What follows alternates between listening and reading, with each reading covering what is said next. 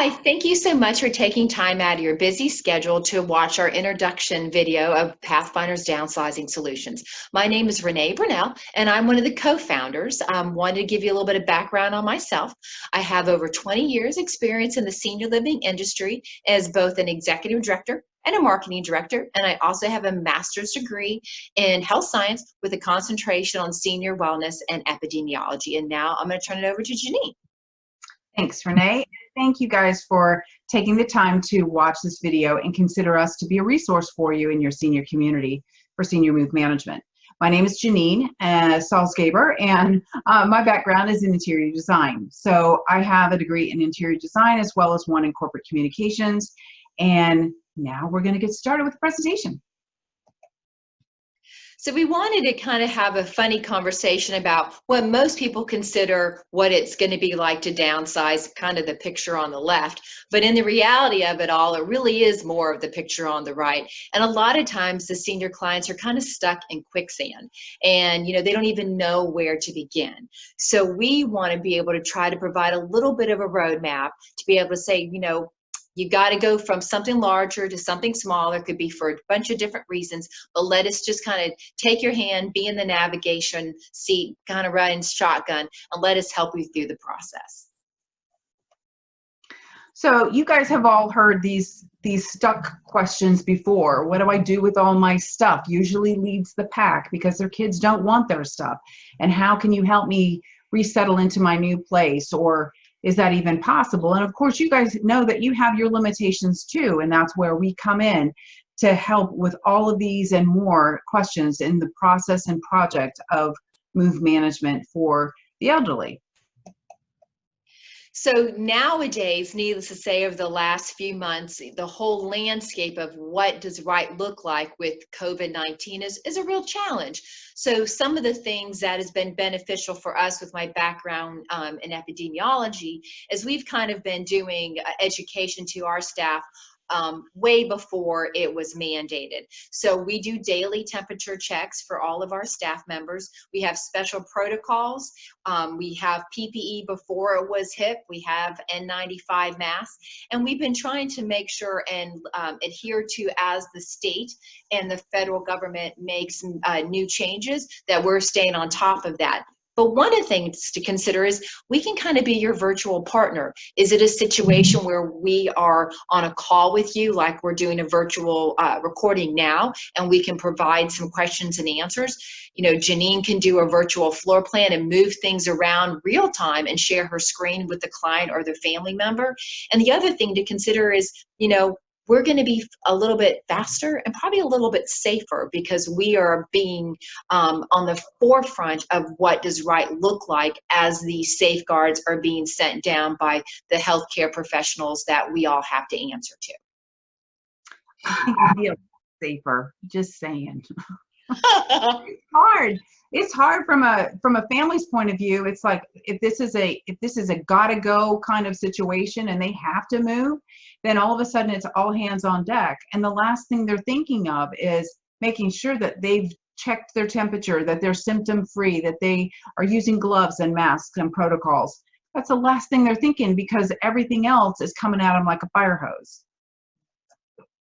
And this is where we come in as well. Now, pre-COVID, we always did consultations and we always give a free consultation. We're happy to continue to do that. And we'll do virtual consultations too.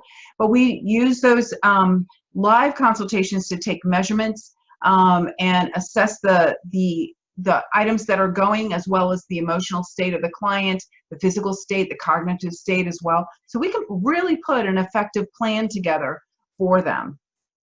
And something to consider, let's just say you have somebody moving in from out of the area. If the family members or friend can get Janine the measurements for the items, then she can actually, drop those items into, a room floor plan, an apartment floor plan, and help the folks understand what is best to move from maybe something further away into Tampa and take some of that stress and anxiety of, is it going to fit? Now they kind of know. Absolutely. So we wanted to also share with you some before and afters. To give you a quick background, this lady was in rehab, could not return to her home. So how the heck, this was pre-COVID, way pre-COVID, but how do you do a consultation when they can't even be there? Well, we've been thinking outside of the box for a long time. And so after obtaining the keys, I was able to go in, took copious amounts of pictures, and then brought it back, sat side by side for her. So she knew she had a partner, and she was able to circle the greens. We circled green for what was going and red for what was not going, and went through her entire place, and then was able to pack and resettle her without her ever stepping foot in her home again. So let me show you the afters. We went from this to this. So as you can see, she was an avid doll collection. I don't know if you saw that in the pictures of the first, the last slide there, but she had a plenitude of dolls.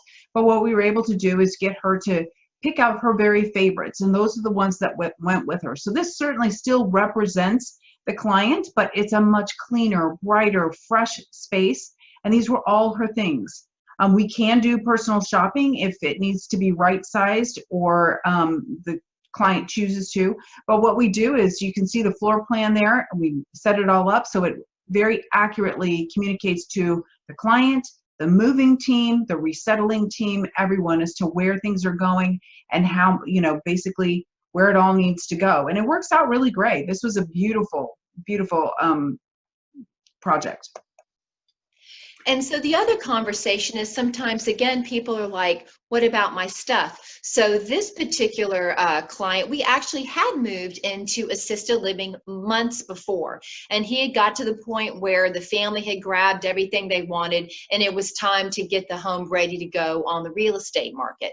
So the picture in the top left is actually a really sharp mid-century modern piece that was something that Janine reached out to some resellers that kind of work with that type of furniture time frame, and we were able to get that sold for that client. We take no money. All we're doing is connecting the dots. We feel like it's a conflict of interest if we're getting any money for anything like that. The second picture, which is over to your right, the big picture, is a bunch of kind of bigger furniture. It's kind of that old mint green and seafoam blue, all of that, but it was in great shape. Folks very rarely use that living room. So those items were able to be used as donations to some people, some foster kids and some homes that they didn't have anything. The one down here at the center bottom is actually the office. And this is a great place to show what we can do before we've done the decluttering and the sorting and kind of what we started with. So next slide, Janine. Sure. Ta-da! So that bottom slide, and I will say I am not the interior designer one, but I did have something to make sure that looked good. It was kind of fun. The artsy side of me came out because I'm really the bean counter.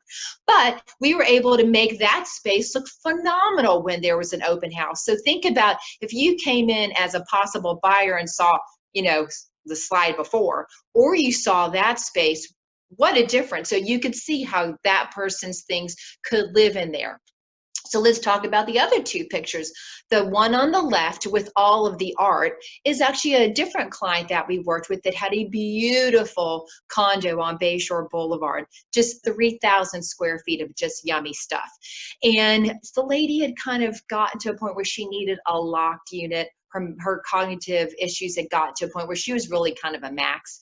So one of the things we wanted to do when we went from 3,000 square foot to 300 square foot is to still make it feel like home. So we picked out some of her art that really spoke nicely together. They had very, very high ceilings. So Janine was able to basically make a gallery wall of art. And so that was the first wall we did. Actually, when we got done with the space, we did 3 whole walls of art in a similar type of design where everything was put together. But the really greatest thing is when we got done the first day of getting everything put up, she walked into that space and she's like, oh goody, my things. And gosh, what more can you ask for a person with cognitive decline to recognize those things and feel like she's at home? So now we'll talk about that larger picture on the right. This is another little lady that had a beautiful condo again on Bayshore Boulevard, but she loved her stuff and she liked everything just the way it was.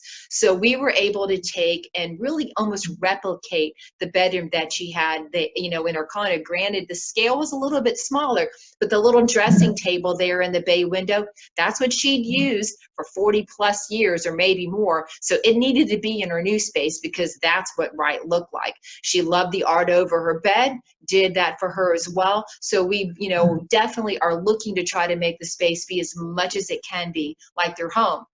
The other thing that we try to do is, let's just say the night light, is over on this side, the clock is on that side, the lamp's on this side. We try to make it, we all know there's some muscle memory involved. Just trying to make sure that the space looks and feels as much as it did before to now where they are in a new address. So what is our secret sauce? We're going to tell you. We're going to just lay it all out and tell you. We feel very strongly that sometimes, or most of the time, people don't have a house full of remarkable things. Even if they have a home on Bayshore, they don't have a house full of remarkable things.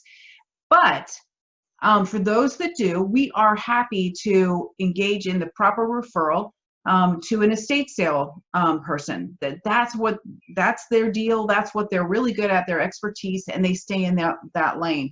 And those are the ones that we're going to refer those to. But for most of us, we have maybe one or two really cool things that could be monetized, that could be sold if we were ready to let go of them and get some money from them. And we engage with those into private sellers that work with that specialty. For instance, the mid-century modern furniture, or maybe it's a baseball card collection, or a specific art piece, or just antique furniture of any kind. Those are the things that we're going to connect the dots and make that introduction, and they can then close the deal between the two parties. We want no part of that. On the other hand, there's stuff that they're taking with them, and there's stuff that their kids may want. No problem. That's going to be moved, and that's going to be dispersed. And then there's the stuff in the middle. This is the stuff that the kids don't want, that they're afraid it's going to end up in their garage. And what do you do with it? Because it still has good bones, or it works perfectly fine, or whatever, but it just doesn't have a home. And that's when Project GoodWorks comes in. And what this is a conduit to nonprofits that are small in the community that are ministering to all kinds of things that basically are on the opposite end of the circle of life. So those people that are trying to restart themselves, or maybe start from the very beginning, are the type of nonprofits that we're looking to engage with. Not the big box stores, because they're very picky, and sometimes what happens to them on the backside isn't the reality of and what our clients are hoping for. They want their things to go to a good new home. And so we engage with foster care programs, domestic violence, human trafficking, homelessness, veterans organizations, Humane Society, anything and everything. We, quick anecdotal story, we got to one closet and opened it up, and it was 3 feet high in golf balls.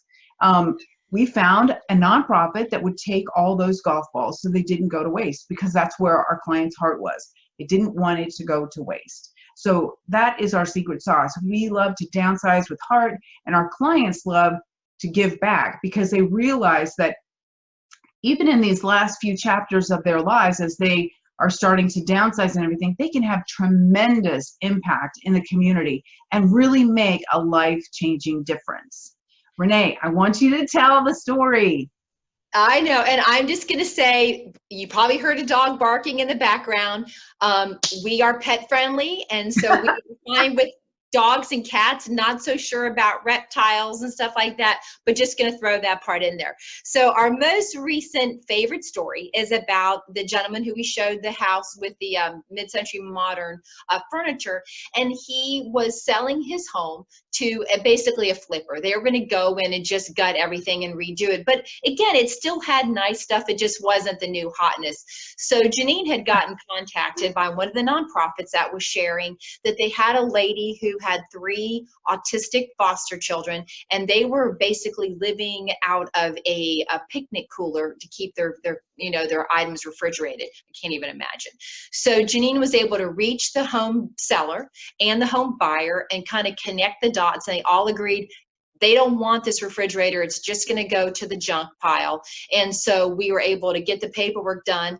The refrigerator was taken and handed off to the nonprofit so they could give that to this little lady. And now just think about that, a cooler, a side-by-side refrigerator. How has that impacted the quality of the life for this lady who is just doing such an amazing job taking care of these foster kids that are really, not the easiest to place. And now they are able to get a gallon of milk, and it's not going to spoil. It's fine. It's refrigerated, or a frozen pizza, who knows what. So that right now, and the stories do change. That's our favorite story. Yeah. That's some impact that our clients have had. So it's awesome. So now we want to have a conversation a little bit about, how do we get paid? What do we charge? Things like that. So Janine alluded to, we do a complimentary consultation, and that's how we just kind of get an idea of what's involved. We kind of look at it like an 1823 and then your care plan, how you're kind of looking at this and that and seeing, do they need a whole lot of that or like none at all? That's kind of how we've designed our paperwork. So what we do is look at really mentally what somebody's stamina is, physically what their stamina is, even emotionally what their stamina is, and decide how do we go forward with the plan. Sorry about the dog again. So we do a 4-hour minimum. That way, if somebody is a little fragile, you get something done, and it's reasonable because our staff members need to have a little bit of time, to do their work. We do have a whole team, so it's not just Janine and myself. So just so you know, we can have multiple projects going on at the same time. The other thing we do is we only bill in 15-minute increments, and the billing begins when we get to the person's home. So we are very transparent. When the staff put their time into our software system, they put a little narrative, so that way if we need to show the family members kind of why are we charging you this for your family, your mom or dad's home, it's very clear. The other thing is we can be, we try to be flexible, but we also understand that there's probably an objective to getting them moved to a senior living or getting them out of their home for a real estate closing, and we just need to know about that so that we can make sure and be keeping everything going on the right time frame and the right path. Last thing is, unfortunately, now that we're, in the COVID crisis, we do have a charge for the PPE we use. We have booties, we have face masks, we have gloves, we have all these things, even some cleaning products to help with that environment. And we are not reusing the boxes, which was our old model because we try to stay green. The jury's still out on how long could that live on a surface. So when we do a move, once we take all the boxes out of the space, they go to the trash and they are not reused. We are happy to go in a little bit more detail if you have any questions, but there's a quick overview. Yeah. So really downsizing pretty simple. It's back to that, just sliding into the next small house. But as well as we do that this is a challenge for older adults, and we can come alongside as a third party to create solutions for them, create connections and conduits to appropriate nonprofits and as well as appropriate resellers so that they get the best solutions based on the content they have. Rehome them in a space that feels like home and let them transition successfully to your community so that they can have an engaged and fulfilling next chapter. So here's a little bit of information on how to reach us. We've got a website, it's PathfindersDownsizing.com. The email info@ will reach both of us, and then our phone number and everything. We're more than happy just to be a phone call away if you just want to kind of have a dialogue about what would work for this maybe client that is a bit kind of difficult to get, kind of started, or you can have somebody who's ready to go and you just simply need us to call and make an appointment to do the consultation and get everything moving forward. So please don't hesitate to reach out to us. Thanks again for your time and watching our introduction video. Thank you.